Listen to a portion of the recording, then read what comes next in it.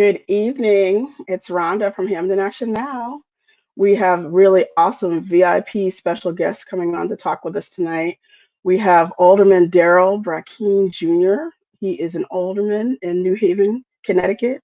And we're so excited to hear from him tonight. He's going to talk to us awesomely about the Generation Change Connecticut PAC, which is the PAC that we want everyone to get involved with because this is the PAC that's going to help end voter suppression here in the state of Connecticut. So stay tuned. It is going to be an action packed, knowledge packed night.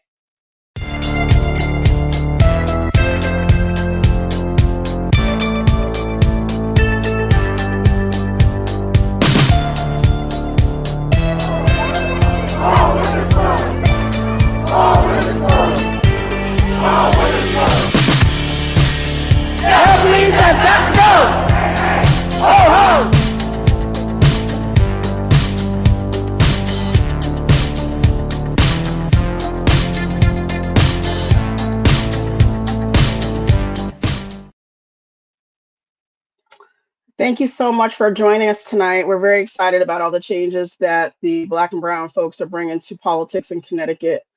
I want to just open us up with a wonderful presentation video that we received from the Generation Change Connecticut PAC. And it's just a little introduction before we bring Alderman Brackeen in to tell us a little bit more about it. Just wanted you to sit back and just enjoy this wonderful video that they're going to share with us tonight.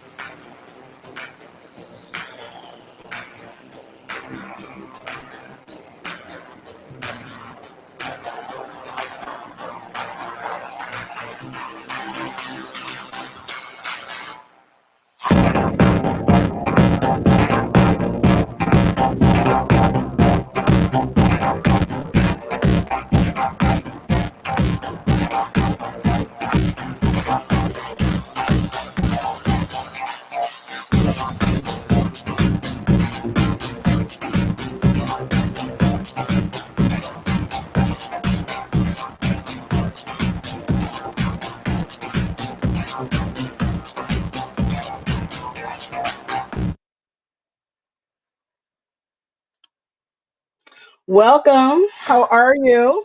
I am well. Thank you so much for inviting me once again to the Hamden Action Now family. This is great. This is Yes, great. I'm telling you, isn't it totally cool? It's totally Absolutely. cool. We are so happy to see you tonight. I was just so happy when I finally was able to meet with you last year, and then you told me about the PAC and the plans for, supporting candidates that end voter suppression, and Black and Brown candidates, especially. I was really excited by it because, again, you don't hear about that here in Connecticut. So tell me a little bit more. Yeah, I mean, even as you kind of just mentioned, for some time I've been involved in politics basically my whole life. And I actively run for office about 10 years ago. I was 21. Oh my And God. yeah, I know.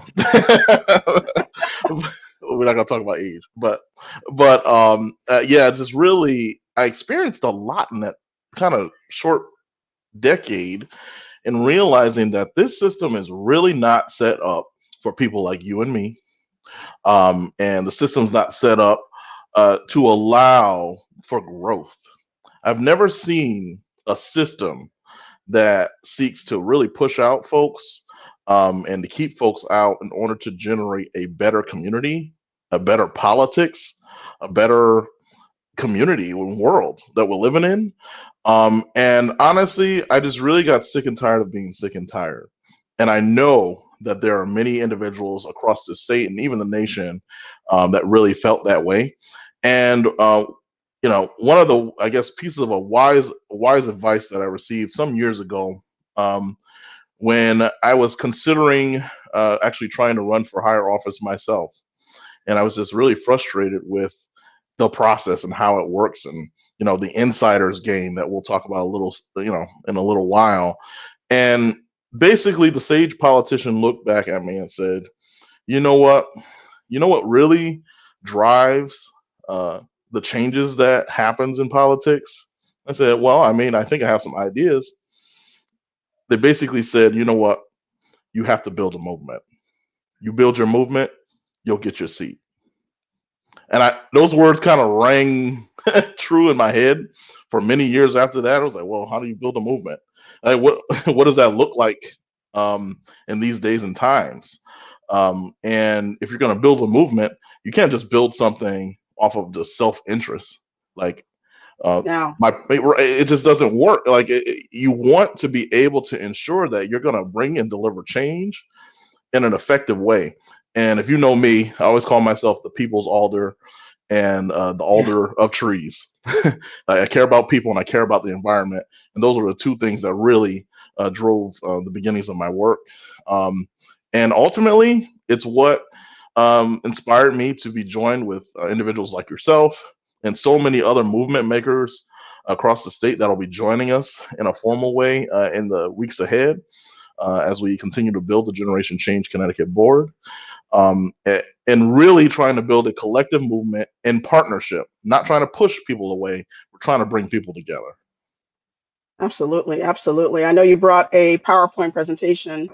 I'm going to see if I can get that started for us now, and then we can go through because it was really, I was reading it before when I was setting it up, and I was like, you know what, this is, it's like the PowerPoint is, right inside of my head. This is Mm, where, mm. so it's really awesome.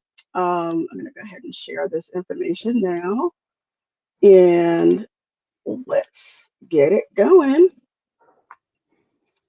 All right.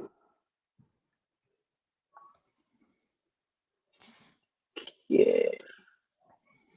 So let's go to the beginning, and I'm going to let this play, and you can get us started. Excellent. So, as the chairman and the founder of Generation Change Connecticut, I found it necessary to really hone in on what my personal story was and why it was absolutely necessary to uh, for me to be able to sacrifice time from away from my family in order to help a larger movement of eradicating voter suppression in the state of Connecticut, and to really pull back the curtains. Actually, if we can go back 2 slides, that'd be great. We can pull Okay. back the curtain on this veiled politics that's clothed in a blue coat, but it's not. It's not really progressive, and it's not really about people. Um, and I think there are groups and organizations and parties such as the Working Families Party, Hamden Action Now, Hmm. yeah, the Ella Fund PAC, and there's a lot of other movements that are happening. I don't want to start getting into names here that are really touching on the pulse of really removing the blue veil, is what I'm calling it. Hmm. The And blue veil. Generation Change CT is targeting almost very specifically ending voter suppression. And that's the reason why I'm here. You all have heard me before in Ham to Action Now, so I don't need to talk about my past life. So we'll move on. We'll move forward. I was like, you can just find out on the website somewhere. I don't know. Um, Yes. but but the case for change, and that's really what the heart of what we're here to talk about tonight. The case for change is really based on a premise now more than ever that our democracy, our economy, our society are all strongest and the healthiest when it's fair and it's equitable and it's fully inclusive of all people. And in order to address the ills in our society, we have to address democracy and the core of it. I mean, do we need to be reminded of what happened on January 6th to talk about there No. is a war on our democracy right now? Generation Change Connecticut is needed more now, and more validated now than I ever had been before. And in partnering with groups like Hand to Action Now, I know that we're going to be able to raise and elevate the level of equitability, and then try to include all the people from all steps of life, right? And look, let me just put out front, we are not a perfect people, right? Everything that's going to come out of our mouths, and that we even have a discussion about today, it's all debatable. And as I It is. mentioned on another platform, democracy is a conversation. It's not a monologue. It's not about trying to get it right. It's trying to bring as many people to the table to get all the voices in a collaborative way to try to make the best case and building a premise for change in the state. And I have to say that I've been inspired by a queen, Stacey Abrams. My Yes. family, actually hailing from Georgia, for many generations, honestly, going back all the way to slavery times. Georgia is kind of our heartbeat. It's the center of where my family has come from, and many stories talking about how the fundamental powers of democracy lies in the right to vote. And this is what she says. And she also says if you protect that right, you can create possibilities for everything else. And you know what? She did that work. And She did. she's now being crowned, rightfully so, being nominated for the Nobel Peace Prize. And Mm. you know what though? She would even say that she was unknown. She was doing the work in the backwoods of Georgia, in the swamplands where the Okefenokee Swamp might be, reaching out to all people. It didn't even matter what they looked like, didn't matter what their background was, but giving them the opportunity and advantage to register to vote. And then we Hmm. look at also another model in which I'm a Wellstone trained organizer, in which nationally, statewide, locally, the basis of the work is centered around the Wellstone model.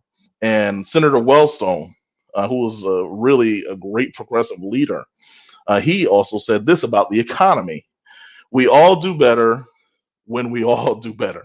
Simple as that. It's I pretty mean, simple, right?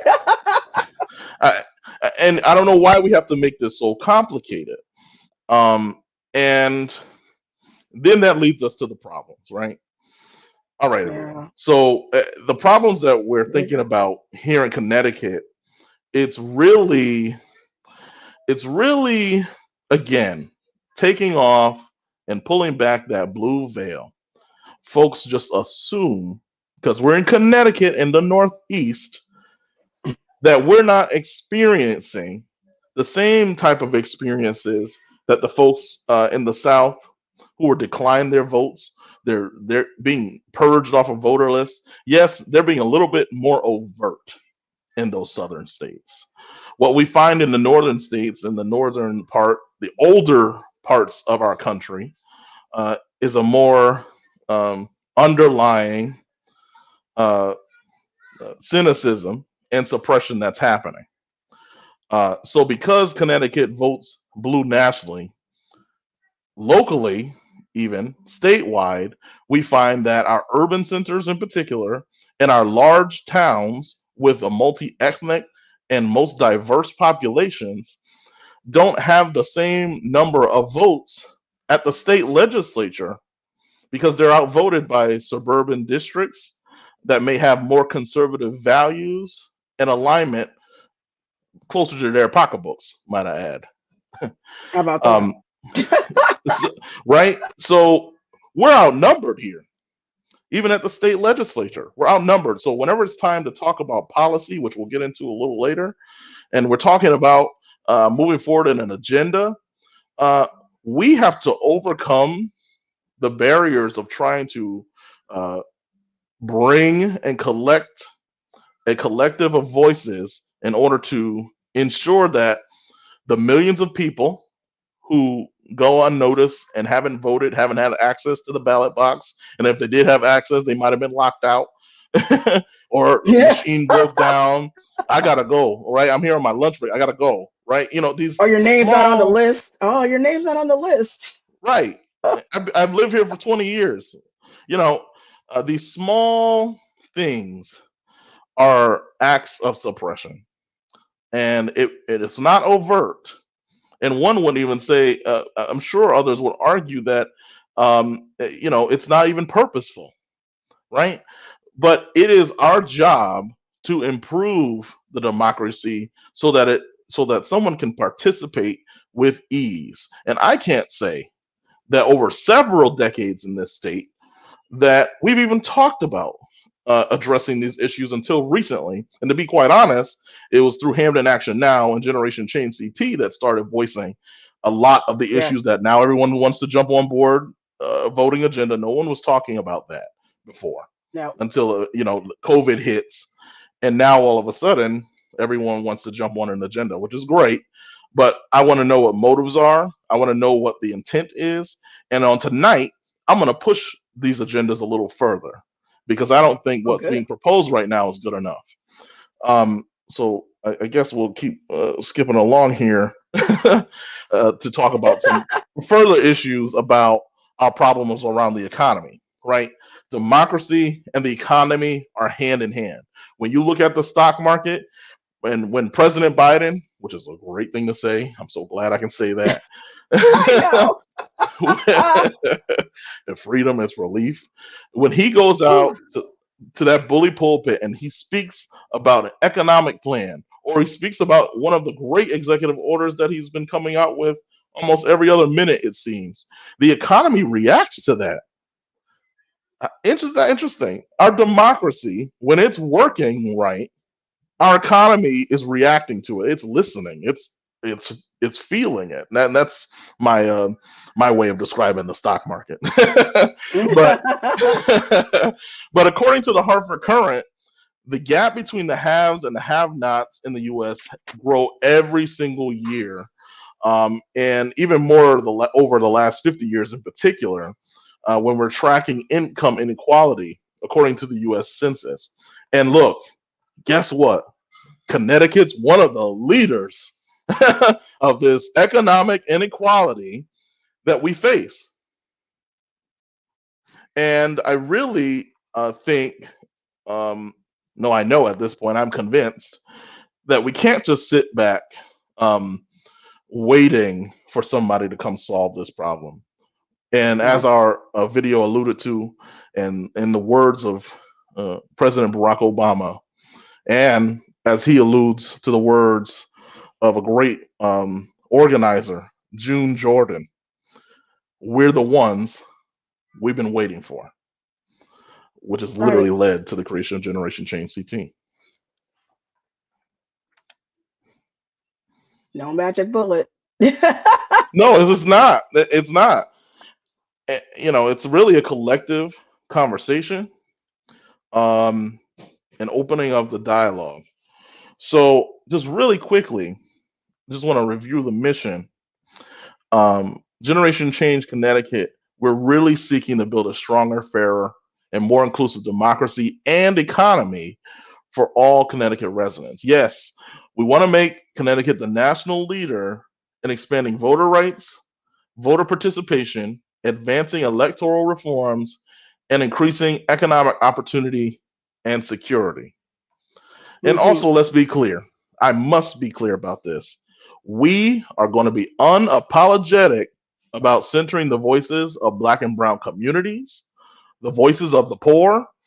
We will uplift the voices of the working poor.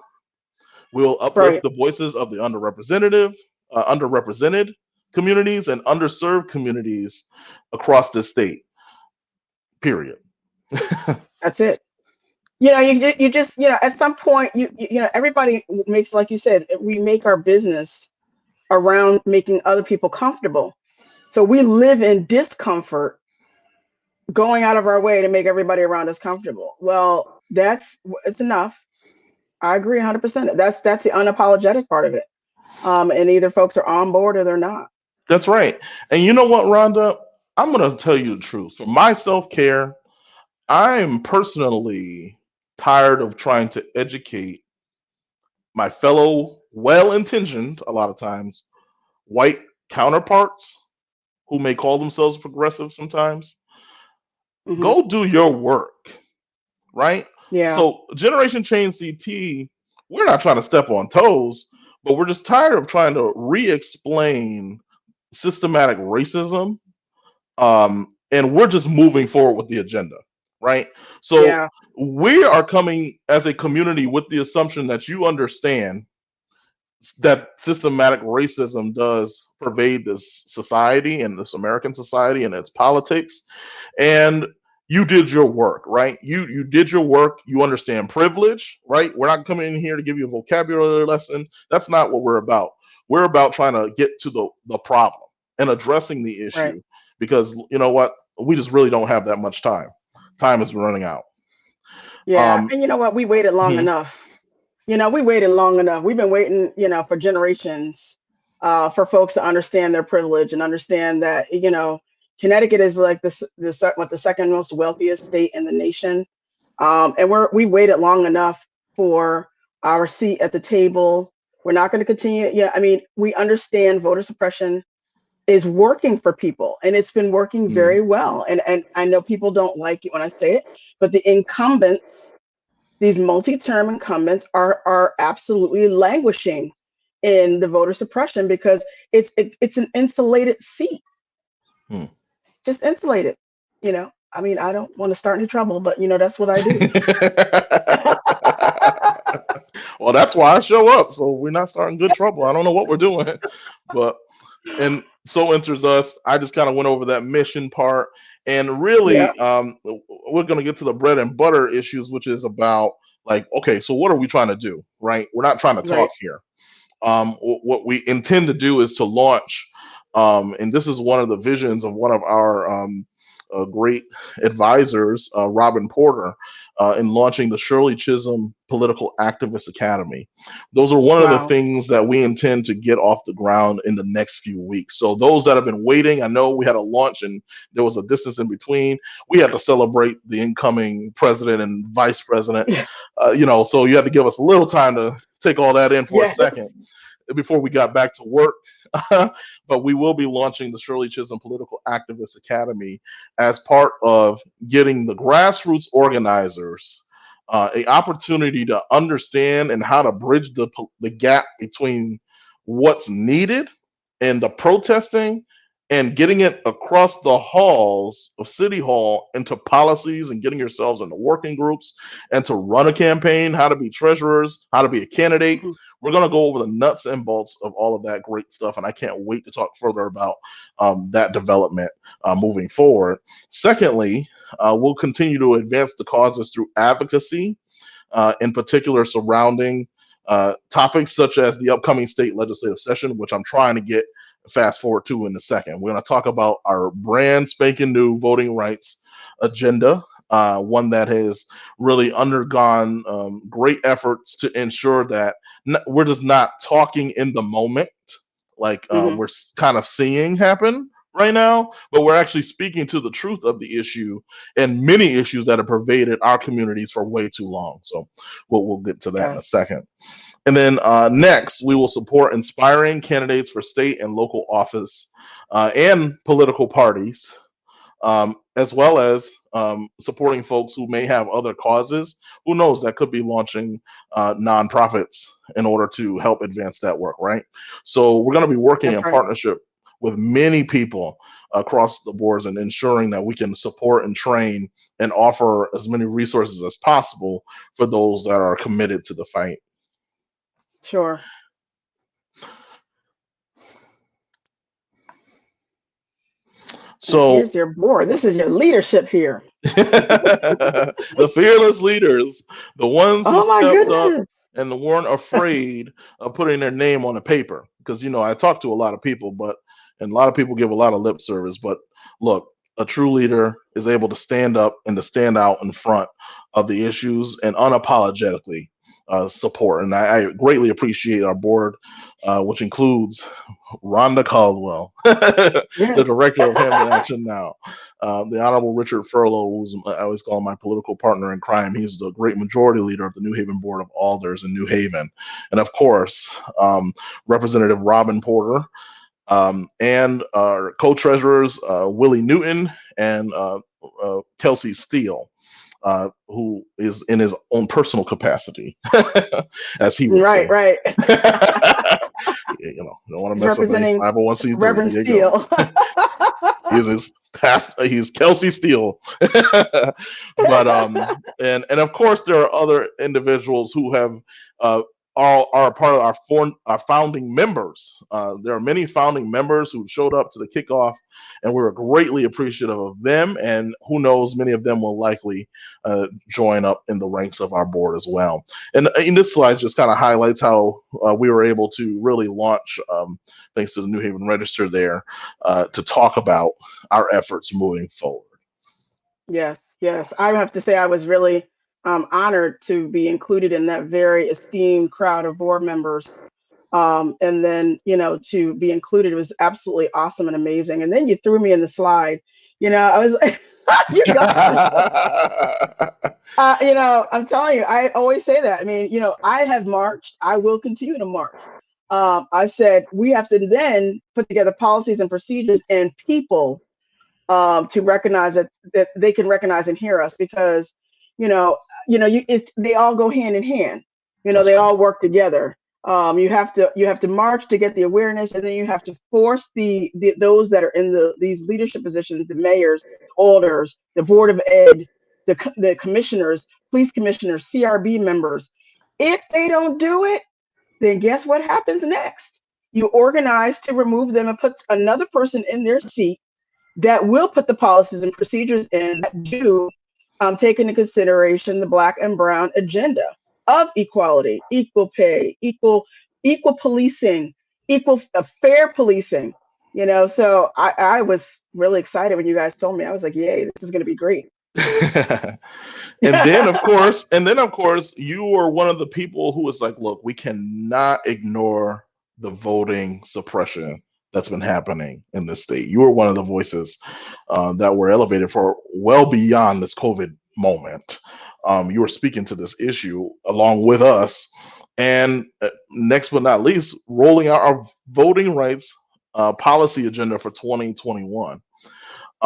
And really, in the aftermath of the 2020 elections, many in Connecticut who are now calling for the early voting, vote by mail, which were enacted as temporary emergency measures, Mhm. to now make them permanent voting options for all citizens. And that's great. That's wonderful. These measures Right. are absolutely needed. Let me go on record. They are needed. And I've been advocating for it just as long as everyone else has, probably, this entire time. That's great. That's wonderful. But now we got to add a little bit more than just the bare minimum to Mhm. eradicating the issues that we're facing in this state and always have faced in this Mhm. state. We got to bring this state up to speed with the other states. And this, the initial proposal should be viewed as the floor rather the ceiling, right?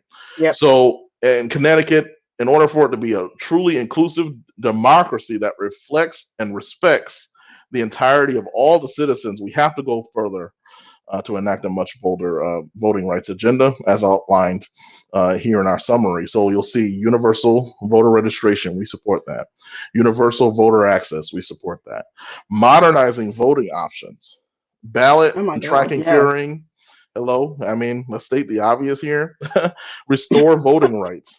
We have to restore the voting rights of those who have paid their time and did their service, and they come back home to be productive citizens in the society. And the fact that they can no longer vote makes them no longer really an active citizen, and that's wrong. That's modern day slavery, in my view. And you take their money. You're taking their money. You don't restore their rights, but you take their money. You take it out of their paycheck. You make them pay property tax. You make them pay income tax, sales tax, all these taxes you get to pay, but you don't have a right to have a voice. That's disgraceful. It is. And most importantly, and well, not most importantly, they're all important, ending the franchise and ending gerrymandering. And of course, there are sub contexts to all of these voting things that we can go over actually pretty quickly. I'll try to go through them here. So when we're talking universal voter registration, The goal is to ensure every eligible person in the Connecticut state is registered to vote. Point blank, period. Right? Automatic voter registration. I don't understand why that has not like been done. It doesn't make What any in the sense to me. world? Well, anyway, we're gonna work on it. Yes. Same day voter registration, right? We've seen these pilots happen on and off, and then we've seen absolute disasters and seeing them implemented, right? We have to ensure that we're supporting our local voter registrars and city clerks with the proper training that they need in order to execute. We can't force these pieces of legislation out and get them approved and not give the support that's needed. Like it's just kind of insane. So we got to follow that through and make sure we're bolstering that, and not having the battle of the Secretary of the State attacking local voter registrars. We should be helping each other. There should be a strong partnership there. So same day voter registration and expanding election day registration as well, and it should be at the same time at all the sites, right? Right. I mean, Univoter. you shouldn't have to go somewhere else. You should just be able to do it right there. That's right. That's right. Universal voter access. The goal there, ensuring every eligible person has the time and fair opportunity to vote. Period. Why is this not a part of like just everyday practice when trying to ensure that all of the citizens who are tax-paying citizens are able to vote? It's their right to vote. Give them the time to vote. Let's make election day a state holiday, for goodness sake. I don't in November. Let's just do it. And offer paid time off for primary and special elections. Require that these employers provide employees with paid time off for the in-person voting. When an employee does, when employees don't have 3 consecutive hours before or after work, when the polls are open again. You see people running in, speeding in the parking lots, trying to get in to vote before that door closes at 8 o'clock. That's not right. It's not right. It's not right. Not Next, at all. modernizing voting options. The goal here is to increase the voter participation, offering accessibility, convenient, and modern voting options. And these options include early voting, mail-in voting, and I'm going to be a bit radical here, electronic voting. Why? Oh my God. We bank online. We trust these banks. We trust all kinds of things. Actually, we trust Facebook to own our personal property and pictures. They own it, by the way, when you put it up. Anything we put up on these social media platforms, it's theirs. It's theirs forever. It's ours, but it's theirs. I mean, we trust all these platforms. I believe we'll be able to secure and find security in providing electronic voting options via smartphone, tablets, computers, as it's done in multiple other towns, counties, and states. It's being done and has been done, and I know it's not brand new. There are models out there. So I just really think we need to add that as part of the conversation as well. Of course, ballot tracking and curing. There were some attempts at this, but you know what? We just have to institute this to ensure every vote is accounted for and properly counted. I mean, it's pretty simple. And we should be able to track our voting real time, especially for the mail-in ballots. And we should be able to get updates via text and email. And of course, the curing process, amending the state law to provide voters with the ability to cure their ballots when accidental or inadvertent mistakes are made. Wait a minute. Let me pause you on that. So are you saying the state of Connecticut does not let you come back and fix it? That is what I'm saying. Okay. Okay. I had no idea because I saw, other states doing that.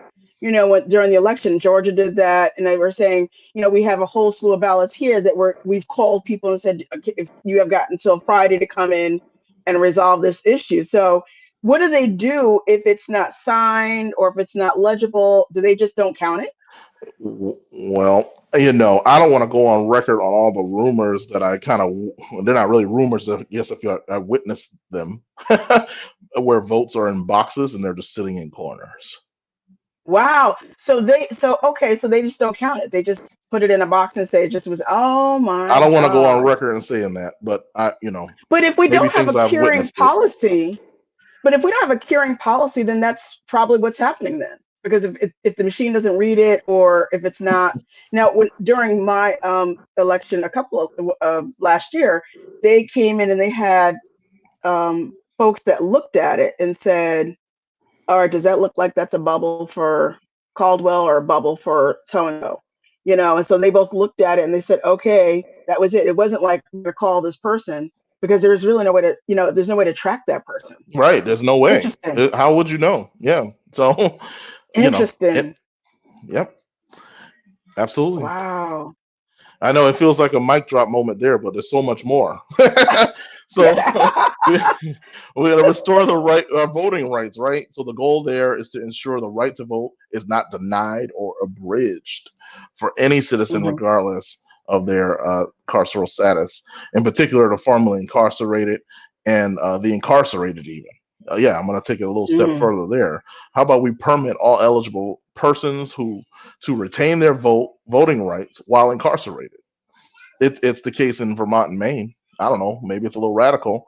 Like I said, to strip an individual of their individual citizens' right, that means they're in a different status, a different category. What is that? In my mind, it reminds me of modern day slavery. And that's why I always allude So to you that. basically no longer have your constitutional rights, which doesn't that seem a little unconstitutional though? I mean, it doesn't. It's just really weird that we decided that once you become incarcerated, like you no longer have the rights as a citizen, as an American citizen, which is the right to vote. Isn't that And my interesting? Oh yeah. wow. And my thing is, let's have the debate, right? Here, we're just saying we need to bring this to the forefront. We need to have the conversation. We can talk about, the levels of the incarcerated, and maybe there are just some individuals that we just really don't want voting, right? I don't know. But we haven't had the conversation. So, Generation Mm-mm. Change Connecticut, we're going to raise that conversation. We're going to have it. We're not going to dance around it. Let's have the conversation. And then Wow. after that, expanding the franchise to vote and to ensure that Connecticut residents indeed have a voice in their vote in the direction of their local community and in the election of their political leaders. In particular, and we're stepping way out here, Rhonda. So here we go. Oh In Lord. local elections, we believe that permanent residents, provided that they are paying taxes in their municipality, with the option to permit non-citizen permanent residents to allow them to vote in their local elections. Wow. This is being done in other states. This is not uncommon. So I'm not, stating something that hasn't happened. We should allow the city. Look, you pay taxes, and you are a productive member in the society, and you're attending the public schools. Your children you have a right, and you should have a voice through a vote in your local election. So for the folks that are going to follow up on that one, we're talking local municipalities. They can opt in or opt out. It's up to them, but we should provide the municipality the power to choose. Wow. And next, something that I've been long advocating for, I have no one dig up the picture going way back in the day, many pounds lighter of me. We're gonna, I'm digging that picture up. I'm gonna find it. Don't find it. Anyway, I'm advocating basically been for a very long time about lowering the voting age to the age of 16 for all local and state elections, and allowing each municipality the option to and the power to decide if they want that uh, in the community. Because currently, 17-year-olds can actually register to vote in a primary election if they turn 18 by the general election. And then, of course, the Wow. last bucket here is let's end gerrymandering, for goodness sake. Lord help us. That's still You're a gonna have a lot of thing. people mad at you for that one because Lord, they've been really languishing on gerrymandering here in Connecticut. Yeah, that's right. And I've been watching how That's maps have Justin been Farmer. drawn. Justin Farmer has been he ran on Yes, ending gerrymandering, the yes, prison gerrymandering, that's right. for years. That's right. That's right. So, fair maps, fair representation, fair say. Period. We need independent redistricting commissions. Period. Nonpartisan way to draw the maps that make sense. I mean, we can have a whole hour about that topic alone. We need a commission empowered to draw fair maps for state and congressional districts. Period. Because what happens is on a local level, if those maps are not aligned properly, then you'll find all kinds of maps of what districts look like in your cities and towns. And then, of Hmm. course, as you had mentioned, Justin Farmer mentioning for many years, ending the prison based gerrymandering. When drawing the districts, count the incarcerated persons where they are from, not where they are imprisoned. Can you explain what gerrymandering is? Because we just got a question come in from one of our viewers. Can you just tell us just a quick brief? We're going to talk a little bit more Oh about it boy. because we have Justin Farmer. Mhm. He's in the back. He's backstage. Is he I know here? Is he here? he's Oh, here. yeah. Let's bring him Well, in. Let's bring him in. hey. Hey, Justin. Alderman, how are you? Good. How And are you you? Good, know, good, good. like like we were saying, Rhonda, this is about partnership here. So like no one person here is gonna sit here and take credit. We know that Justin Farmer has been talking about this issue and advocating for this issue for many years. So someone's asking about gerrymandering, take it away. Hey, not hey, the alderman to the younger men. No, Oh God, here we go. uh, prison gerrymandering. And thank y'all for inviting me and to be here for this conversation. Um, Prison gerrymandering is something very near and dear to me. Like many people, I've had people in my family who've been incarcerated. And uh, uh, I want to just share a story perspective to explain this. I remember my brother being in Pennsylvania, and he got a postcard while he was incarcerated, and it said, "Welcome to such and such community." And it told him the library hours, told him when garbage is picked up, told him about other things that he can get from being a community member.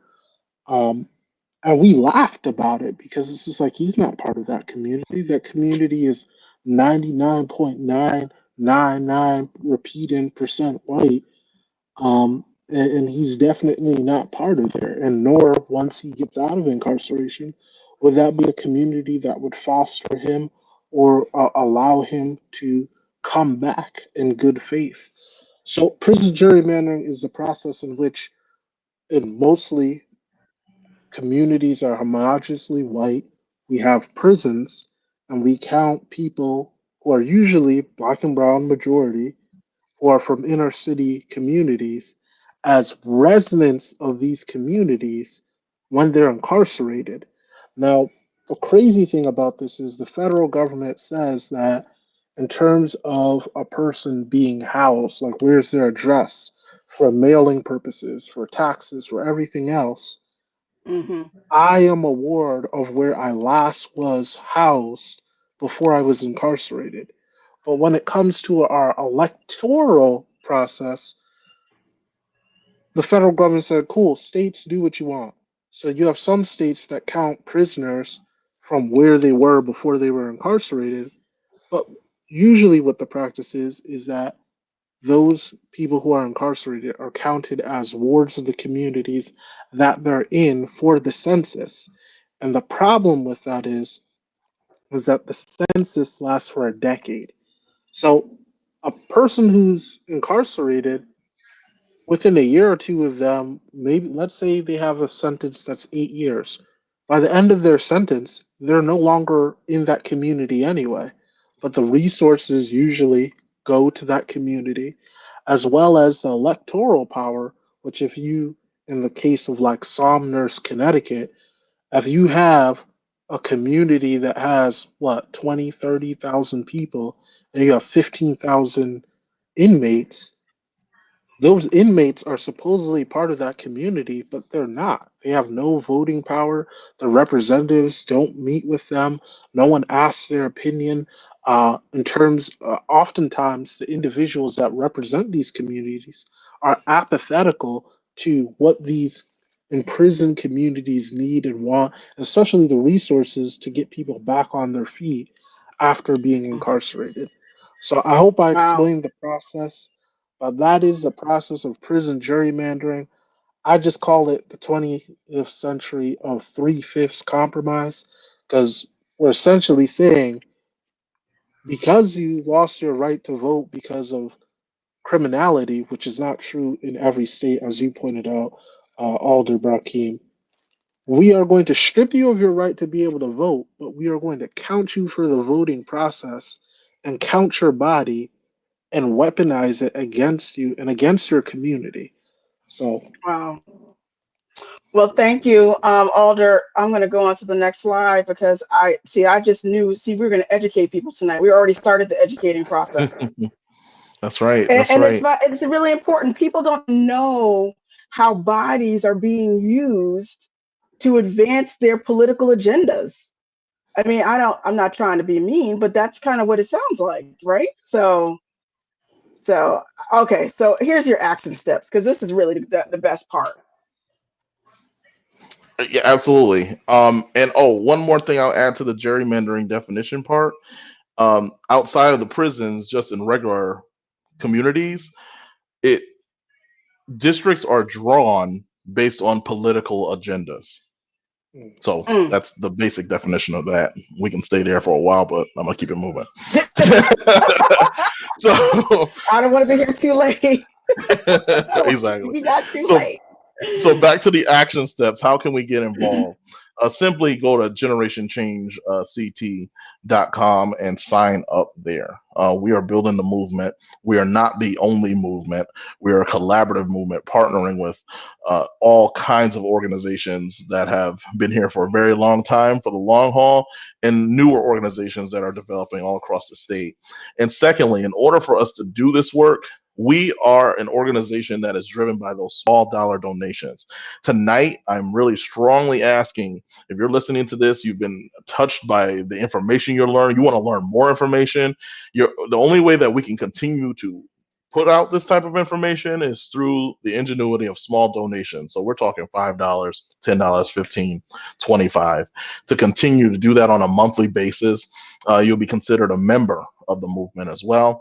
And then most importantly, you're seeing this on social media right now. Follow us on Generation CT. You can just type that in into any social media platform, Facebook, Instagram, and on Twitter. And once you do all of that, you sign up, you'll already be automatically invited to our events, the Shirley Chisholm Political Activist Academy, and all sorts of things, and also opportunities to help advocate for our legislative agenda that we will be moving forward with in the days ahead. Wow. Wow. Well, thank you so much. I'm going to go on to the next slide here and let's see. That's it. So, I am just so excited. I'm going to end this slide show and bring all of our panelists in so we can kind of talk a little bit. I know, Alder Brackeen, you have to go shortly, but I wanted to just say thank you so much. And let's get everybody together And and I'll give it let's talk. 10, I'll give it 7 minutes just in case there may have been some questions or responses. Um, Yes. Hey, everybody. So, Uh, welcome to the panel. We have, of course, we have our Sean Grace from the Hamden Democratic Town Committee, which are really doing innovative things. I happen to be a part of that as well. Anyway, I'm telling you, I'm just so lucky to be part of so much progressive and innovation in Connecticut around politics.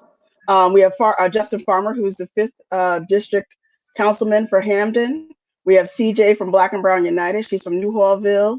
We have Duwan Eastman from COP, Citizens Opposed to Police States from Farmington, Connecticut. And we are so excited. This is our usual Saturday night talk panel.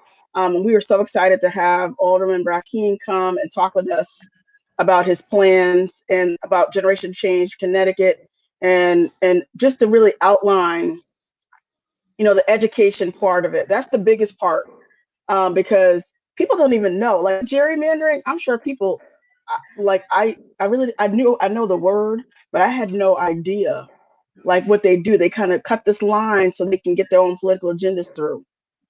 Interesting. And how do you count somebody at a community that's not there? And then when they do get back there, they're not allowed to vote. Isn't that something? I'm sorry, go ahead. Go ahead, panel. I've always found that I think that the worst voter suppression is hiding in plain sight. We have the biggest prison industrial complex on the planet, and a lot of it's stuff like marijuana and non-violent crimes. And when we and our disparities in our system have become a joke the countrywide. It takes me a second because I know we're here. We can talk for real. I know that I don't have to act like we don't you would have to on a normal political show where you have to pretend like the racism doesn't exist. The racism, the Jim Crow is right there. I mean, Michelle Alexander was not wrong when she pointed out it was the new Jim Crow. And I think it's just that we need to call it what it is. This has all been voter suppression, and these are just different they're different, I guess, pieces of the voter suppression. What about you, Sean Grace? Because you're the Hamden DTC. What's your thoughts? Uh-oh, you're muted. All right, there you go. Unmute. There you go. Sorry about that. I always do that still, even after all these months of going on Zooms and whatnot. So I've been listening, to this program from when it started tonight, and it's fascinating. And I add a couple of things that first off, that 2021 is a municipal election year, and it's as I know Rhonda knows, and obviously Justin knows, and everyone here knows that. I think it's so easy to overlook local elections, the importance of local elections, but it's the foundation for everything else. And so as so often happens with local elections, you really don't know what you're getting. You're not voting for candidates based on values. You're voting for candidates that you know. And so at least, Rhonda, with the DTC, as you know, what we're trying to do this year is actually ask candidates far in advance of conventions where they actually stand on issues. And this includes election officials as well, right? So, and this is an issue that we've taken stands on, and it starts right here at the local level. Yes, what we're saying is that you cannot just show up to our DTC at the convention with a pulse and a friend, right? Isn't that cool? So if we're going to actually have people show up and be a real part of the community and tell us whether or not you can get on board with our platform. And everybody seemed to fall out over that a little bit. I was like, well, how do you know where they stand? I mean, I don't know where you stand. Do I know where you stand? What do you stand on prison gerrymandering? Yeah. If you give me that glazed over look, I'm like, okay, that's a problem. Yeah, that's right. That's right. And these should, I think, for anybody that is asking for our support, these are pretty low hanging fruit, right? This should be pretty obvious things that we all are willing to openly say that we support reforms in these, right? And so we're gonna find out. We're gonna ask those questions early on and actually see where people are, And of course, this is a redistricting year, both at the state level and at local level as well. And I think we need to look hard at this. When we talk about gerrymandering, the history, of course, is something that looked like a salamander, right, back in 150 or whatever, how many years ago. And but I'm so much less concerned about weird shapes than I am about representation, right? And I think that as Alderman Brackeen was pointing out, that when you look at who is represented, because we tend to have this concentration. You look at New Haven, right, and it's a concentration of Democratic voters. And a lot of people, of course, wring their hands about that. Oh, we need competitive elections. But it's not, you can't blame the Democratic Party for that, right?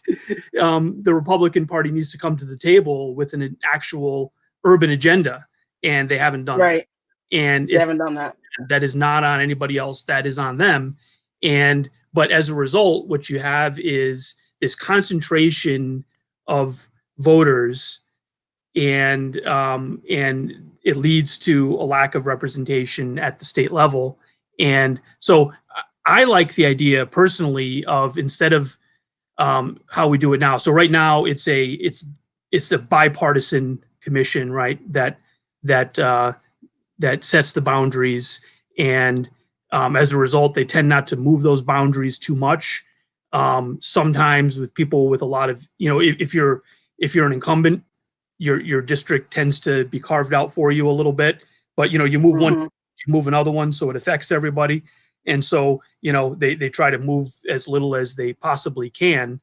But I don't, even if you had spokes coming out of cities, I think you would get to a point where it would be fairer than what we have now.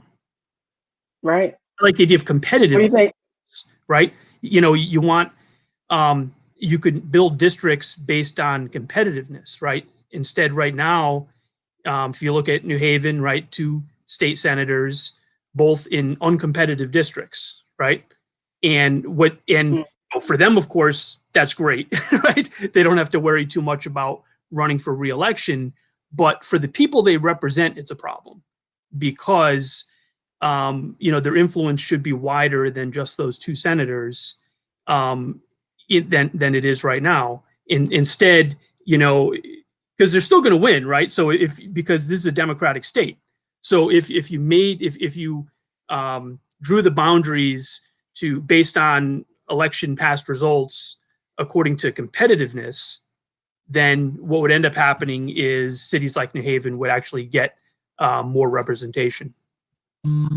Yeah, and I think that the Democratic Party has really exploited its majority here in Connecticut, because what has happened is that, as we see with our DTC and what happened with us early 2019, is that you really have to, the process. I cannot wait till the Shirley Chisholm School opens to teach people on the process, because I keep telling people about the Democratic Town Committee, row G, what row A looks like, how, and people are like, what, they're kind of, like, they're shocked that we're all kind of sort of so ignorant to, how all of this works, how to get on a ballot, how to be a candidate, how to get funding, how to raise funds, how to open an Anadot page and raise funds and have the proper terminology. I mean, all of that is suppressed. And even how to get we are being, as a DTC, transparent and saying, this is our platform. These are our we want to see where you stand on our issues before you can get our endorsement. Everything else is done in a closet somewhere. Nobody's telling any, because that's the suppression. Keeping it all in a ball, and nobody knows how to, it's just big mystery to figure out how to get on a ballot, how to get a good spot on the ballot. It's just all a part of it, and it's just evolved slowly over the years, and so now this is where we are. CJ, what do you think? You got to unmute. Oh, no, I was unmuting. So I want to address first comment made about I went to the play that New big cesspool for gerrymandering. It happens here. We have a large prison population here. And so put that into account, because we also have a large population of urban people who, by no fault of their own, are deprived of education resources, including being taught in schools the importance of voting and why their participation matters. Going back to the prison industry complex, I mean, having to go through that, you faith in democracy. If it didn't work for you there, why would you have faith in it here? One of the things that frustrates me when people are criminalized, and I do feel that the way that the votation is done in New Haven is done in a way to criminalize the poor people and hold them accountable for things not turning out well. When in truth and in fact, as mentioned, there are cases here, proven cases, where Democrats themselves did some very unlawful things, such as not counting votes, such as not ensuring that all parties receive their ballots and things of that nature. So I don't think it's necessarily fair to say that people don't want to participate if they're not being educated and invited to the table. That's that part. As far as the two state representatives who live in New Hallville, first let me shout them out for actually in an urban area. They're not out in some rural area away from it all. They're right in the crux of it. They're in the mix of it, and they do show up when they're called, especially when it matters which impact and affect Black and Brown people. As far as not having competition, that part I do not agree with either, because there have been people to run against Gary. There have been people to run against Robin. But here we go back to what was mentioned as well in terms of not knowing how the different lines come into play. I myself Awesome. had to laugh at myself because I didn't even know there was a row G. I didn't even know. Like, I don't look that far down, right? But how did I know to even go to vote? Because I grew up in an education system where we were taught the importance of participation in your government. And this is why, if we're going to talk about curricular development, we have intersectionality of it all, which includes teaching about slavery, which will lead you to the civil rights movement, which will take you to saying, then why am I not participating? I would also like to say that in terms of New Haven, our Democratic Party is lost. So the poor people don't have a presence at the table, right? But why don't we have a presence? Because most of us are working two jobs to pay one rent.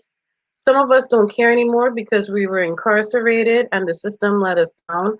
I mean, you're talking about a severely oppressed city, and then you have Yale.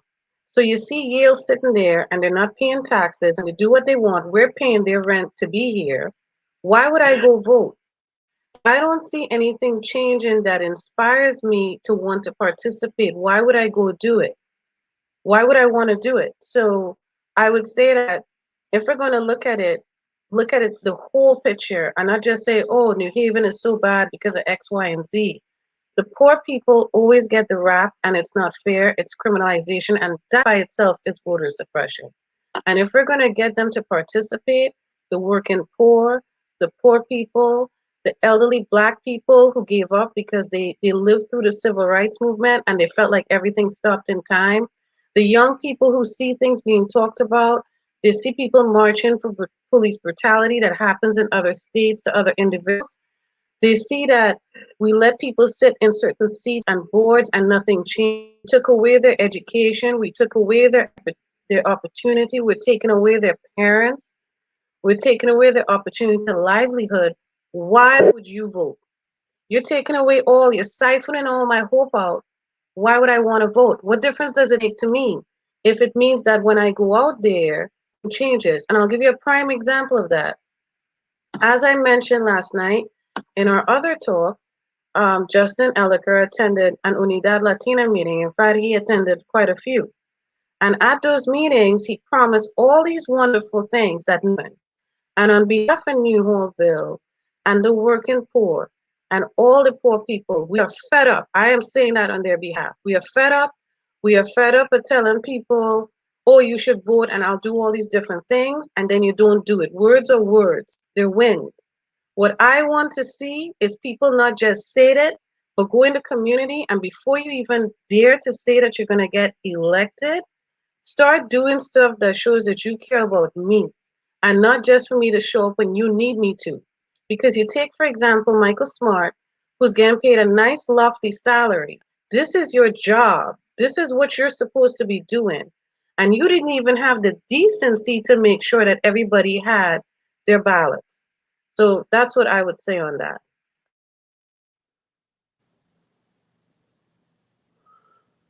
Well, Alder Brackeen, I can just say thank you so much for your being creative enough to create the PAC. You know, as CJ just listed, a myriad of issues in Connecticut that are not being addressed, which is the reason why you need to vote, because you got to get the people that are in the seats out of the seats. If you're not getting any satisfaction from your board of ed or the teachers, or you don't even know what satisfaction even supposed to look like because it's so completely out of whack, then you must do something about it. You must vote. You must. You cannot say I've had enough. So I just want to. I know you have to go because I know it's after 9. It's coming up on after 9, and I don't want to keep you too long.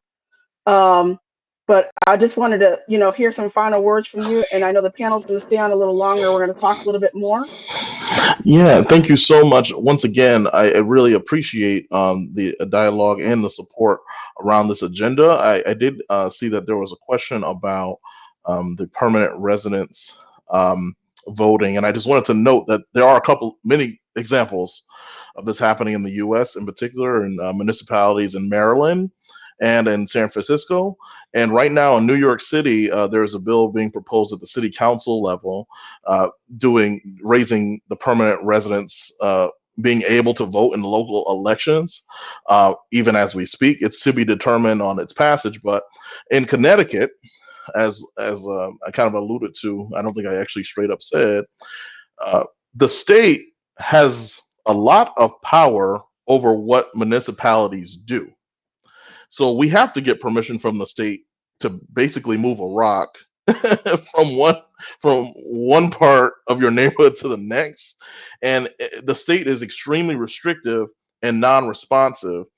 So we have to literally go and ask for these requests so that, again, municipalities have the option to opt in on that or not.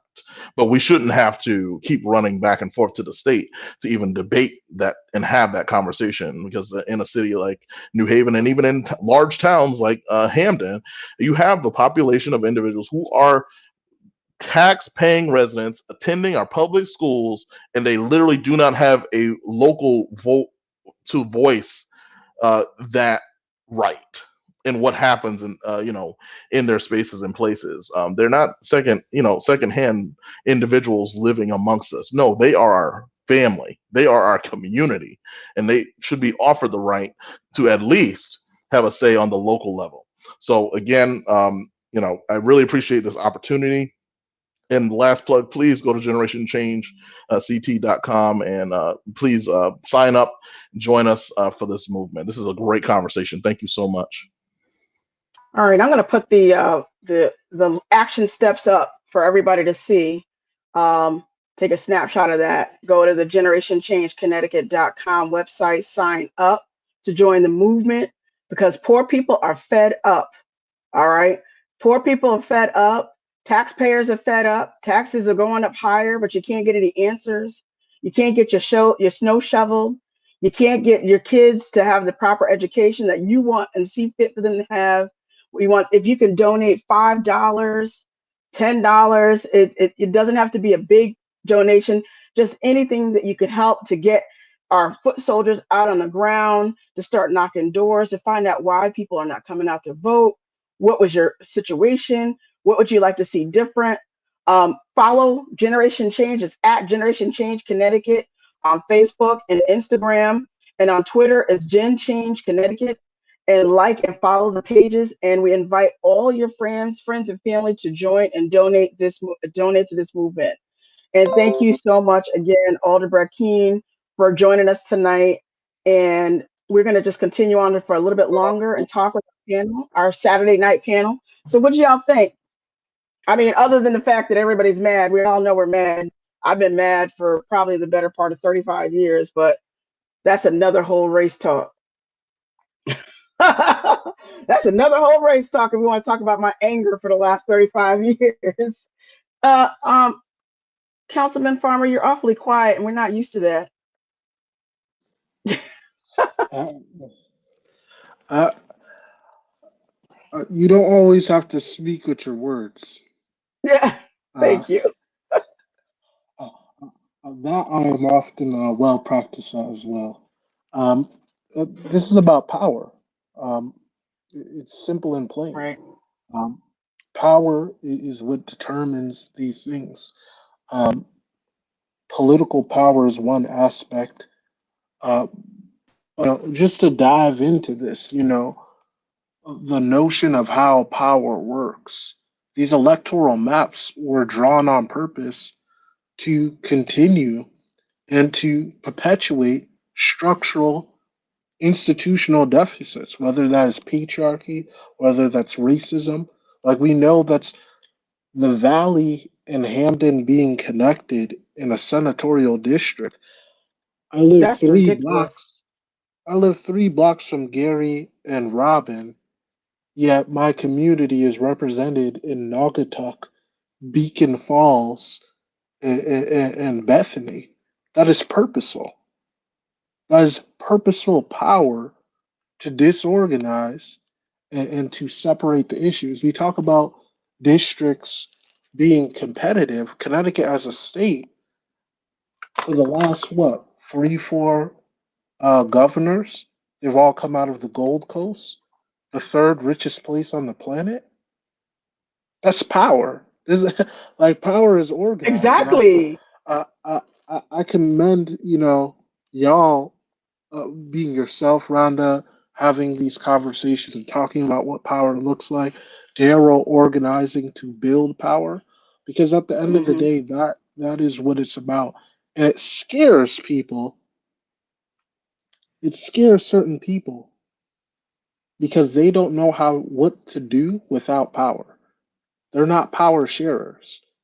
That is what No, democracy is about, is sharing power. Most of these individuals are scared of sharing power because they cannot hold on to it. Uh, I just want to highlight the fact that it's Black History Month. Um, you know, I think of things like the fact that the whole entire course of where we are as a nation when it comes to racial issues right now. Cool, let's skip Jim Crow and let's just go to the 1940s. Not even touch the civil rights. Let's just go to the economic factor of the 1940s. We had the New Deal. We had a ton of work programs. Most of the time, African Americans were left out. We redlined. The federal government sanctioned and emboldened a practice of being racist and removing capital from communities of color. You fast forward to the 70s in the aftermath of the assassination of Malcolm X, Medgar Evers, Martin Luther King, and we get the war on drugs, where we have militarized the police. Police didn't even have police unions until 1950s, 1953. To which I'm like, why didn't police have unions before? Because it's like, oh, that's violent and dangerous, and like they're organized gangs of thugs. Like, no, we shouldn't give them union powers. But we do it during the 50s as we start to raise all these monuments to and white then they try to supremacy. blend in. They try to blend in with like the teachers union and the fire union and the UAW workers and all the. Well, we're just like them. I have not seen a teacher or a firefighter roll up blasting with a Glock. Or making $100,000 salary. 200. I'll raise you your 100 and give you two. And Our hand amazing it. children. I see your 100 Our But amazing children. are but amazing but children. well, but I talk about all of that to put into context that when you look at something like gerrymandering and the political maps, Connecticut is one of what, 4 states that doesn't have county government. Every Yeah. other state understands the fact that, cool, even if we don't like you, we still have to give resources to urban communities and we have to reallocate and actually build, because like this is a jobs creator, so on and so forth, etc. In our state, we still don't believe that to be true. So I'm quiet because I'm pondering power, and I'm just like, there has come a time where we are, you know, the whole entire globe is affected once again. This is not World War One. This is not World War Two. But we are in a global pandemic because of health. And this is a perfect time for us to re envision how our economy works, how our communities work, and where we invest. And I think the most pertinent thing, I said all of this to say that when we're talking about undocumented community members and we're talking about our youth, our 16-year-olds being able to vote in elections, we are allowing and inviting them into a conversation about how we create community and who holds power. And I think it's Mhm. pertinent as we have these conversations. If you are saying undocumented people have the right to pay taxes, that have the right to be taxed more, the dreamers, they have to pay a tax to be in the country. So they're not deported, but a ton of money goes to ICE that's taken out of our communities, that harass our communities. Plus, you have to pay a tax to be here that goes to Mm-mm. all different services that you're not eligible to use. Man, this is making me think about Jim Crow, and thinking about the All over again. 1940s, the the New Deal, talking about the rental assistance and home buyers and so on and so forth. I'm like, this sounds really But similar. who did that Worse, benefit? everyone could benefit except for the people who are putting in the work. And then we say our young people, they're not allowed to vote. I remind people that it was what, 40 years ago that you had to be 21 to be able to vote? That we lowered the voting age from 21 to 18. As we said, if you can go out and die for your country, you should be able to participate in our democracy. And the crazy thing right now, we have 16-year-olds holding down their families, some of them illegally working two jobs to put food on the table, going out, being essential. Uh-oh. We just lost Justin. I'm sure he'll be back. But I agree. I agree. I mean, we hear about a lot of these programs, and the black and brown folks have been excluded from it for generations. The New Deal in the 1940s was, yeah, we all want to take all these tax dollars and funnel them to re-energizing and revitalizing our communities that are now, trying to restore after World War II and after the Great Depression. But it wasn't for everybody. That's right. They put all these practices in the 1930s to segregate all these communities, to basically give wealth, power, and value to whiteness. And we're still, I mean, Newhallville. I mean, I don't know, I don't live there, but it's so close to my heart because it's just such an obvious part of. I mean, you can just, I mean, you can go out and look. I'm sure you can see on the ground with a red line. I mean, it just is such an obvious disinvested and deinvested community, and it was done with such intentionality, and it's so obvious. I mean, there's communities all over. I mean, I know Bridgeport, um, and whatnot. I'm sorry, but it's just, how did that happen? It was policy. It was those people who were in policy making powerful positions funneled the funds to their communities. And so now we say we want to come back and we want to now get everybody out to the streets, get everybody to the polls and do the same thing. We get an insurrection. We get an insurrection. We get people saying, I want my country back. We got the Hamden Crime Watchers page. You have all these people who are just furious Yeah. about, I'm sorry. I can You know, rant it's, you know, on, y'all. it's true, and as a lot of progressives, liberals, we point to um, the 50s because of certain aspects of it, in terms of progressive taxation, right? And in terms of expansion of housing. And we point to it as, gee, we should get back to the good old days. But it's so important to remember that, yeah, the good old days for some people. And if you look in our own communities, you look, it's very easy to see homes that benefited from the GI Bill. You look in New Haven, you look on Valley Street, you see all these capes, right? You look over in Hamden, and you see all the they're almost always these little cape homes, right? And that was all that was all built post World War II, with a lot of assistance from the federal government, and there was a whole lot of racism involved in the way those dollars were distributed, and in the ways that those homes were given out. And my family benefited from that. My grandfather, my father grew up on Valley Street and in one of those capes, and and absolutely that's exactly what took place. And so it is, there is something to point to in terms of the investment that happened from the federal government, but now we need to revisit that and reimagine it, for today, because there were a whole lot of folks that were left out of that.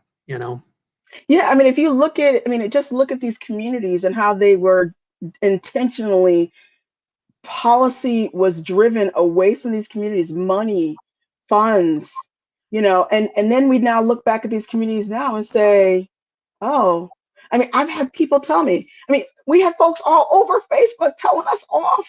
Like, why are we, marching, and, you guys are terrorists and we're communists. I mean, I got called everything, because I was saying, look at this community, look at what you've done to it. And they need their money back, and we want it back, and we deserve it to have it back. I mean, there was people in positions of power and authority, like Barbara Fair just said. We cannot continue to just go to the polls just so we can come out with our little sticker and say, "Oh, I voted today," but you don't even know who you voted for, what he stands for. This is why it's so powerful with the like what we're trying to do in Hamden with the DTC. Say you need to stand for something, and the things that we say are important to our caucus, our community. You must stand for something. We're not trying to dictate how you do your business, but you need to at least sign on to these items.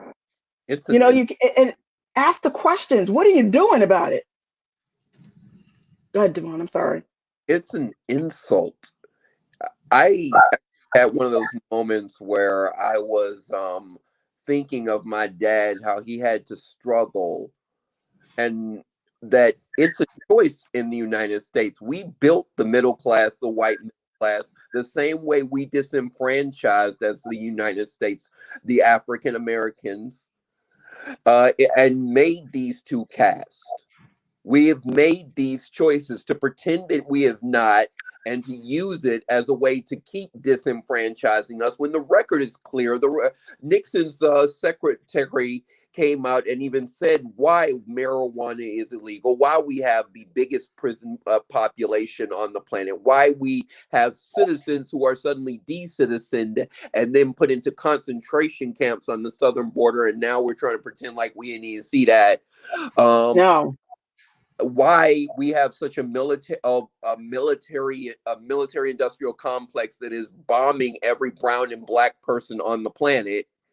It is white supremacy in its naked form. And right now, we shouldn't be sitting around opining about the great things we've done as Americans. If we care for the struggles of everyone who really built this country, we should be, and I mean the leaders of this country should be actively at the table, like the alderman that spoke before me or something, offering ways to start actually reaching a compromise. Our system of government it was nearly destroyed multiple times just a few years ago, all the way up to a few weeks ago, because our racism is so obvious that any too big country could use it against us. Mm-hmm. for us to have grown-up adult discussions like we have here instead of these kiddie discussions we have to have because our white majority wants to play like it doesn't know what the word systemic means, even though it has the better resources of education and stuff. And like I do like to see in our movement a lot sometimes, white people need Mhm. to stop being allowed to have this silent bigotry of low expectations. If you don't understand race in the United States to the point that a Russian understands race in the United States and you live here, you're an idiot. It doesn't matter what Well, color you are, you're an idiot. it's like that selective racism. Yes. You know, you ask for you And know, this like I said, after George racism. Floyd, uh, I didn't know. I didn't know it was that bad. I'm like, Yeah, that's it. well, where you been for 400 years? Where you been for at least the last 30 or 40 years? You've chosen to ignore it, and this is what happens. You end up with a black man with a knee in his neck in broad daylight being held down by 4 cops Say that. because you chose to ignore it. Oh, but I don't live in Minneapolis. I don't, it's not over there. It's here. It's everywhere. It's that little cloud that descends over your body when you pop out of your mother's womb. We all have it, and you know it. And then when you see that it might be fading, that cloud might be lifting a little bit because we're going to be empowered. We're going to take back some of these institutions. We get an insurrection. The The whites are so country, fucking spoiled we here. want our country back. They're so fucking spoiled. It's not even equality. Don't kill us, and all of a sudden you feel oppressed. What kind of psycho shit is that? Exactly. I mean, like, so I mean, I'm just saying, it's enough with the selective amnesia. It's enough. We're not going that road anymore. These are the demands. If we don't get them, then we will see you at the voting booth, and we will get people who will make policies who will subscribe to our demands. That's it. Nobody's mad. I'm not making any more jokes about Donald Trump's hair. We'll just see you at the voting booth. Although I do hope the bigot dies by choking on some Kentucky Fried Chicken, which would be natural causes and is not a threat to the president. Go ahead, CJ. I'm sorry. I see you coming back in. Go ahead. I just want to take up where Justin left off. The housing segregation had a lot to do with voter suppression, and it severely impacted Black and Brown communities. When Section 8 was started, it was really started for a way different reason than what is purported right now. And it was for the veterans. But when Black and Brown people started owning land and property, which is power, then it became a problem. So then it was, you know what? Let's offer them Section 8 so they can live in all these urban areas. So here we have New Hallville, which pays the price for Yale. And as an immigrant who went through the naturalization process from start to finish, I could only imagine what the incarcerated and post incarcerated persons feel like. And the reason I say that is that for me to even enter this country, it was a process. I had to go through an interview, I had to do all these different things, a physical, I had to have all these different paperwork, and then I get here. And now, after providing all those documents, I get here and now I'm undocumented. Okay. And I'm putting money and myself into an economy, a democracy that does not care about me.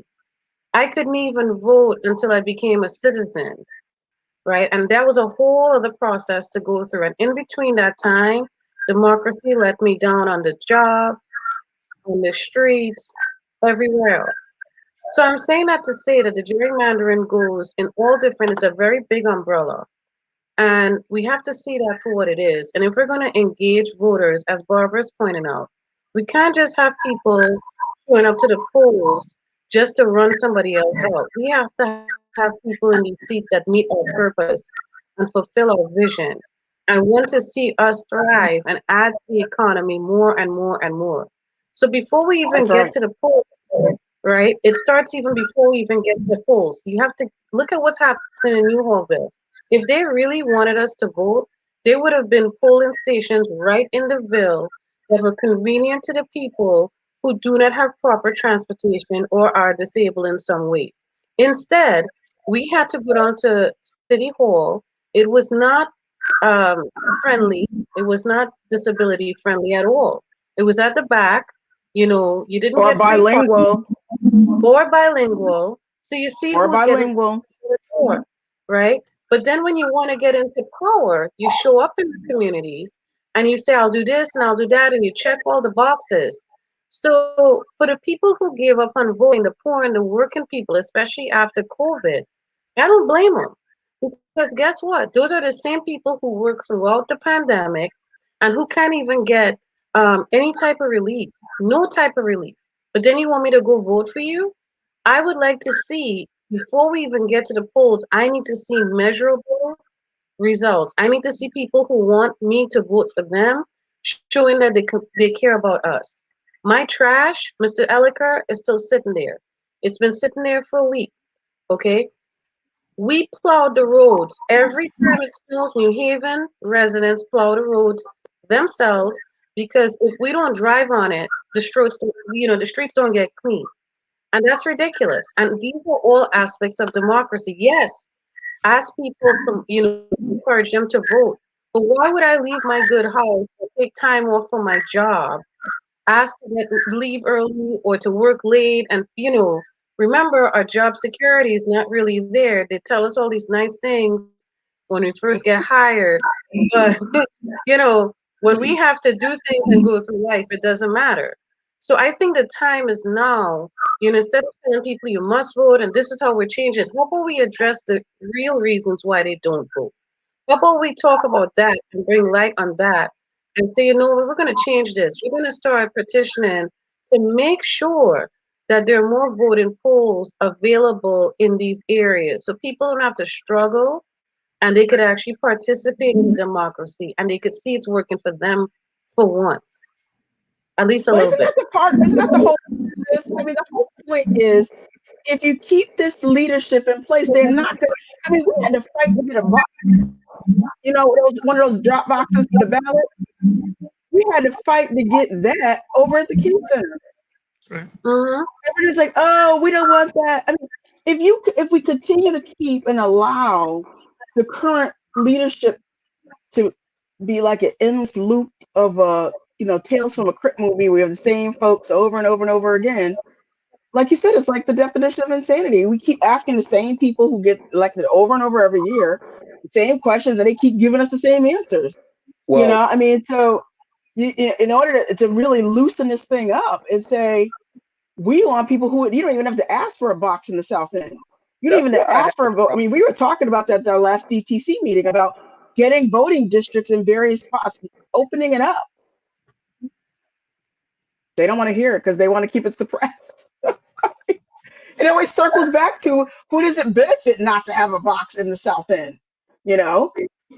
That's And why I had a problem with something Sean said when he said that we can't blame the Democratic Party.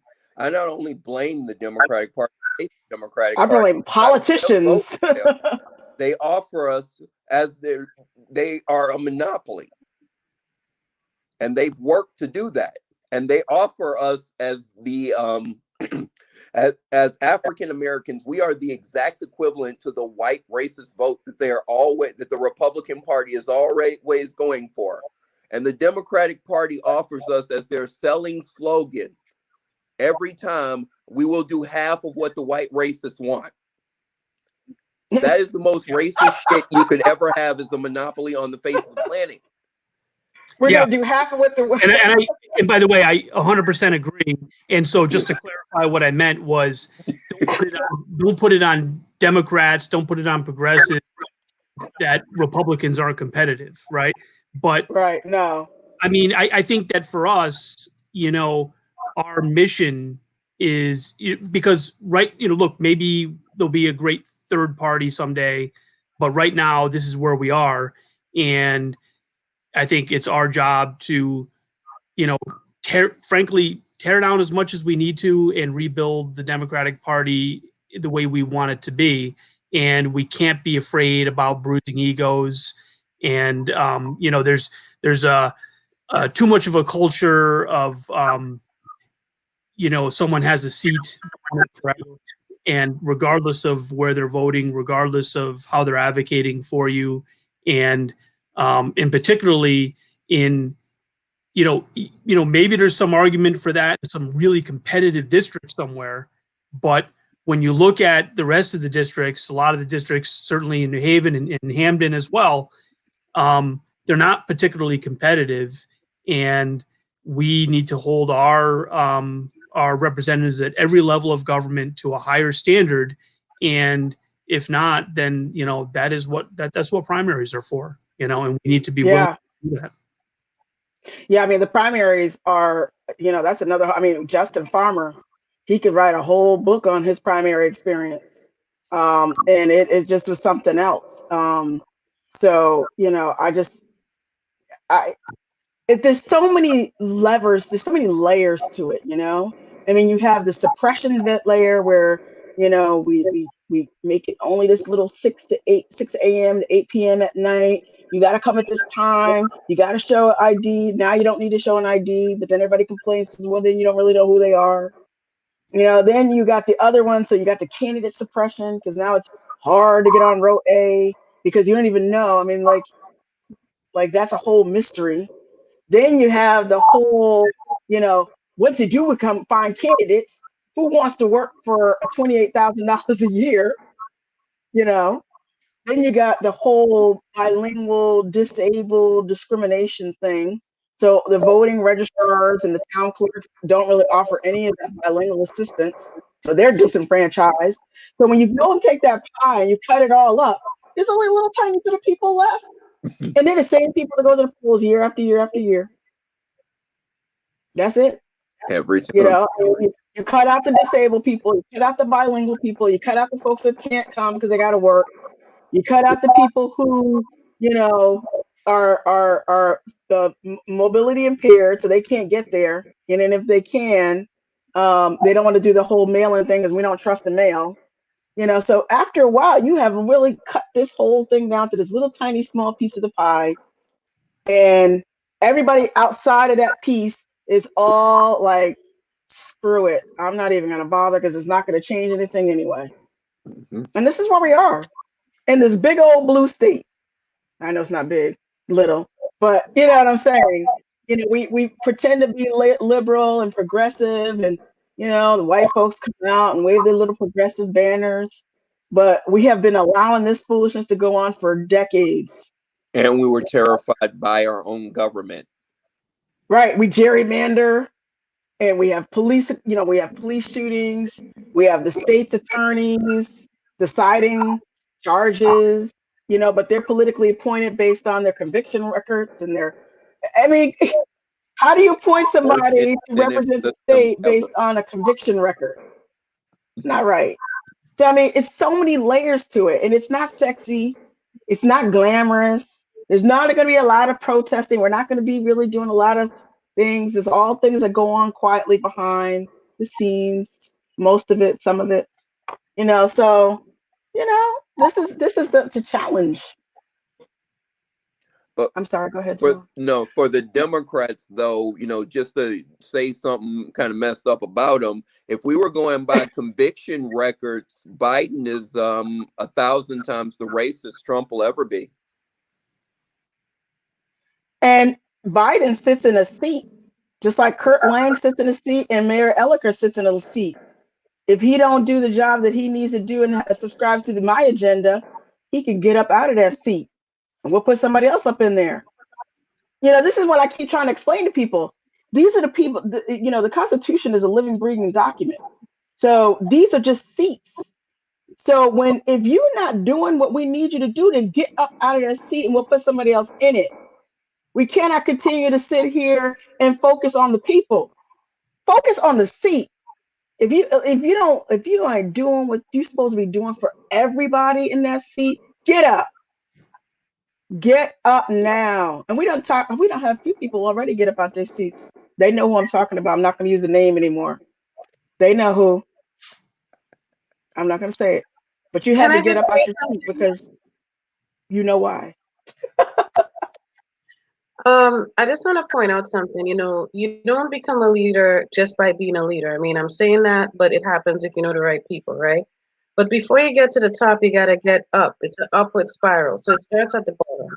I live in New Holville, and we had to watch the director of public health say to everybody that she went to a party, a super spreader party in Trumbull for 15 to 20 minutes, and the mayor of New Haven, Justin Elicker, co-signed that. Now, how does that affect my willingness to participate in democracy? Going over now to the point of the Democrats. The Democrat came out of the Republican Party. So you have a lot of different things happening here, crossing over. Remember, Donald Trump Yes, was a Democrat and Hillary was once a Republican. So you have all these things going back and forth, right? I also come from a smaller country, and our people are very involved in their politics because we grew up being taught about it. We grew up being taught about slavery. We grew up being taught about the different aspects of our existence. And that is one big segment that is missing from our communities. And I'd like to see those discussions being addressed because I do not understand why we do not have a paid day off on election days.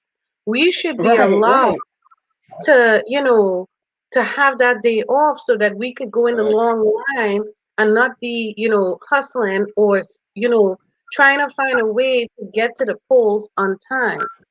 Connecticut looks really blue on the outside. It's so gray on the inside. And then, you have the candidate suppression because you're not paying the officials enough to have this as a full-time job. So when you put that into context, this is not my own job. I have some of them have to work two jobs because they're not as fortunate as Justin Elicker and Ned Lamont to have wealth or be from Yale and have that backing. So in the case of Gary and Robin, you know, exactly, Barbara, we have a lot of Republicans dressed in Democrat clothing. So you have Gary and Robin are Black people who, before, after, and during elections, if I call them up and say, hey, can you show up and stand in solidarity with me at this function, they will do it. And that is what I'm talking about. We need more people like that. The part that I would love to see change is where we respect them enough to pay them for the quality of work that they bring to the table. But Yep. again, as we in Connecticut are being so ambitious because this is the home of the white liberals, oh, we're going to declare racism a public health crisis. I want to see you declare it in my paycheck too. I want to see you stop right this up. My paycheck is Okay, a public health crisis. exactly. If we sneeze too hard, we get written up for that. If we show up to protest and we share our voice, we get written up Yeah. for that. We get warnings. We get told, "Oh, you do And too it's much." in a Come state where it on, costs $77,000 a year just to break even. that's what I'm So I saying. mean, We definitely need a full-time legislature, even if we reduce the total numbers, they need to be full-time. Anyone that watches what, Robin, what Gary, what all of our reps are doing, when they're in session anyway, it is definitely a full-time job. And yet Yes, they all hold down other jobs. And it's, what it does is it prevents a lot of people from being able to run because yeah, most jobs are not going to have the kind of flexibility that you need to be able to do that. You certainly cannot support a family on a state legislator's job salary, and not in Connecticut, and probably not anywhere. And so it becomes, so you find lawyers, are overly represented. That's one of the professions, and people obviously that are independently wealthy, people that are throw them in independently there. wealthy. There's mhm, um, I had heard, this session everyone's pretty much remote, but last go around there was someone that flew in on a helicopter, to Hartford. And that's a special kind of something that was right me. there. That was me. That's a special kind of something I right needed there. to get there. Rhonda couldn't give me a lift, and Dewan didn't care, so I took a helicopter. It was You know what? and not all of us on this little car right now could just barely scrape up Uber money to get to Hartford. You know what I'm saying? Listen, I asked the Uber man if I could drive so I could get there. Okay, he You can be know, the passenger. you are I'll you drive. are you trying to tell me for real somebody flew in on a helicopter to get to the session? That's what I heard. Yes, I heard that too. I heard that Ah, too. Lord help But us. Man, can I yeah, a add lot of something us to do. what Sean just said there? And I'm going to speak to the Black and Brown community on this one in particular. Part of the reason why, aside from the vomit pay, right, whatever that is, the tip you receive, right, because it's like tip money, right? So they should Petty really be cash. classified as waiters and waitresses when you think about it, because the waiters and waitresses make that at base, right? But what about the part where your freedom of speech is ripped from you? Because guess what happens if you go and you go in that floor and you say something that your boss doesn't like, then all of a sudden Mm, it becomes a you're problem out. on your primary job that you're using to make your livable wages. So you see, all of this is connected. If you're going to talk about one, you have to talk about the other. The poor man is not going to come out the door to vote if he could see the director of public health is not reprimanded for breaking the CDC protocol, right? And then on top of that, we saw this attempted coup happen, and we're still waiting for something to happen. So you need to No, give the something's coming. poor and the poor some measure of hope. We need to see that. You've deprived us of so much. You've even ripped us of our identity. We're not even called black, brown, indigenous, or Asian. We're people of color. We're minorities. Whatever the white man decide. They wake up They in the gotta morning. create all these different I names. I still have a problem with African American, but that's a I different know. I've never subject. been to I have been to The Africa, white but I'm people not have from a problem Africa. with African American. Look It's just at kind us. of cruel, how America calls itself America, to have like a terrorist nation that's constantly assaulting us have to put us in its name. That's just like an extra fuck you from the United States to some extent. And then saying fuck you to all the southern countries because it's saying I'm America and we ain't even been to Canada. So it's saying fuck you to Canada, Lord fuck have you to mercy. Mexico. It's just a horrible fuck you to everyone. And It's maybe we should go back terrible. to I mean, Negro. but it's also, but it's again, it's because nobody wants to use the term black, and Hmm. black is what we are because our original, uh, uh, you know, representation was taken from us, and who we were.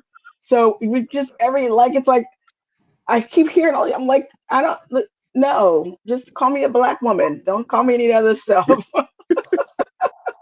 No, the All other thing right, I guys. like It's about the term Negro is because it's quite antiquated at this point.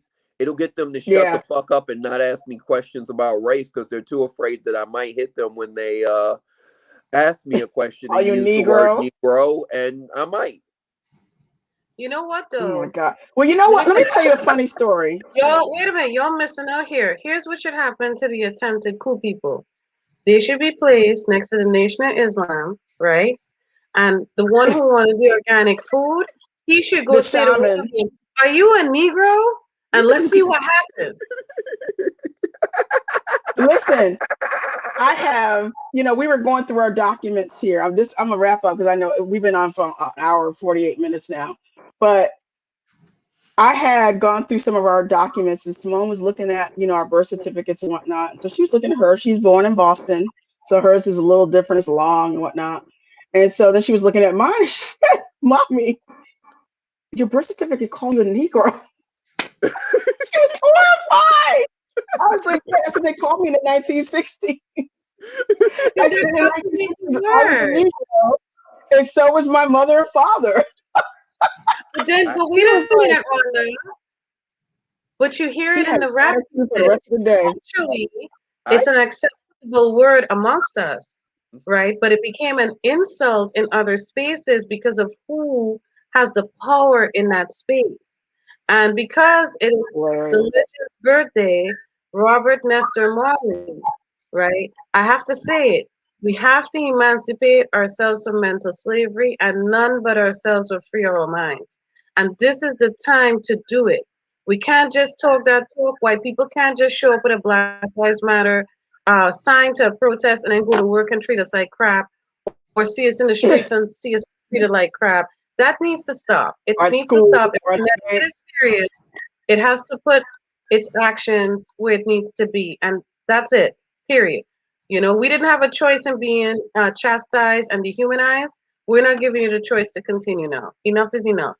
And that's that, period. Oh my God. Well, thank you so much, everybody. I don't want to keep anybody any longer. This was so much fun tonight. Yes, this was Generation Change Connecticut.com. Everybody get to that website immediately. If you're fed up, like we are, we're just recommending that we all get on board. We start working together to take back the institutions that were just so gently taken away from us. And we just kind of just fell asleep a little bit there, but we're awake now. We're coming back for our stuff. So thank you all so much for joining us. This was so much fun. You guys have to admit you had a good time tonight. Oh, I know yes. you did. CJ, Oh, yeah. I know you had fun. Don't even try to say it. I know you had a good time.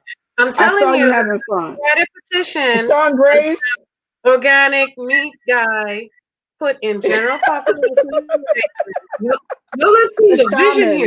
here. We want, I'm going to send an email to whoever and say, can you please put the shaman with the Nation of Islam? At Rikers. It has to be at Rikers. At Rikers. General population. General population. You know what I mean? I think that's cool. Have a great evening. Have a good night. Evening, guys. Everybody else gets organic food but him. Unbelievable. Unbelievable. I cannot afford organic food. I eat I can whatever's only do it there. because of my wife. I'm like, listen, you don't even get to eat shaman. You can go sit you can have a missed meal cramp. Okay? He'll be all right. He looks like Have a good night. Good night. You guys take care. Good Bye-bye. night. Sleep well.